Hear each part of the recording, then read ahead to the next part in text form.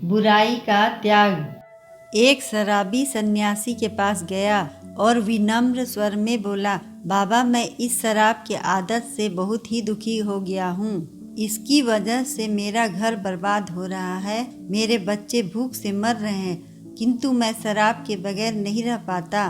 कृपया आप मुझे कोई सरल उपाय बताएं जिससे मैं अपने घर की शांति को फिर से ला सकूं।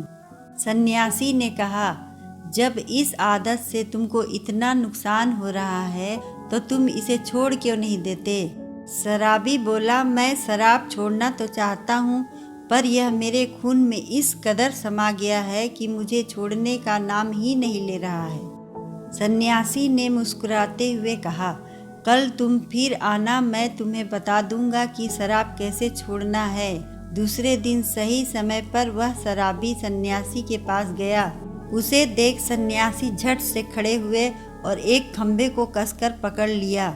जब उस शराबी ने सन्यासी को इस स्थिति में देखा तो कुछ समय तो वह मौन खड़ा रहा, पर जब काफी देर बाद भी सन्यासी जी ने खंभे को नहीं छोड़ा तो उससे रहा नहीं गया और पूछ बैठा कि आपने व्यर्थ इस खंभे को क्यों पकड़ रखा है। सन्यासी बोले, बस मैंने इस खंभे को नहीं पकड़ा है, यह खंभा मेरे शरीर को पकड़े हुए है। मैं चाहता हूँ कि यह मुझे छोड़ दे, किंतु यह तो मुझे छोड़ ही नहीं रहा है। उस शराबी को अचंभा हुआ।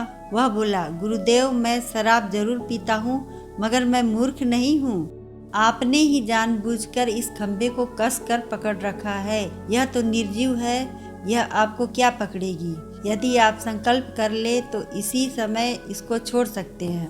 सन्यासी बोले, नादान मनुष्य, यही बात तो मैं तुम्हें समझाना चाहता हूँ कि जिस तरह मुझे खंभे ने नहीं बल्कि मैंने ही उसे पकड़ रखा था, उसी तरह इस शराब ने तुम्हें नहीं पकड़ा है, बल्कि सच तो यह है कि तुमने ही शराब को पकड़ रखा है। तुम कह रहे थे कि यह शराब मुझे नहीं छोड़ रहा है, जबकि सत्य यह है कि तुम अपने मन में यह ठान लो कि मुझे इस बुरी आदत का त्याग अभी कर देना है, तो इसी समय तुम्हारी शराब पीने की आदत छूट जाएगी। वह शराबी सन्यासी के इस बात से इतना प्रभावित हुआ कि उसने उसी समय भविष्य में कभी शराब न पीने का दृढ़ संकल्प लिया। उसके घर में खुशियां लौट आई और वह शांति से जीवन यापन करने लगा।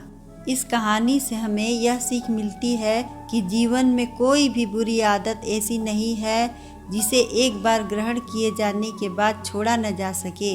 अगर मनुष्य चाहे तो बड़ी से बड़ी बुराई का त्याग कर सकता है। अगर आपको यह कहानी अच्छी लगी तो वीडियो को लाइक, शेयर और चैनल को सब्सक्राइब करें। धन्यवाद।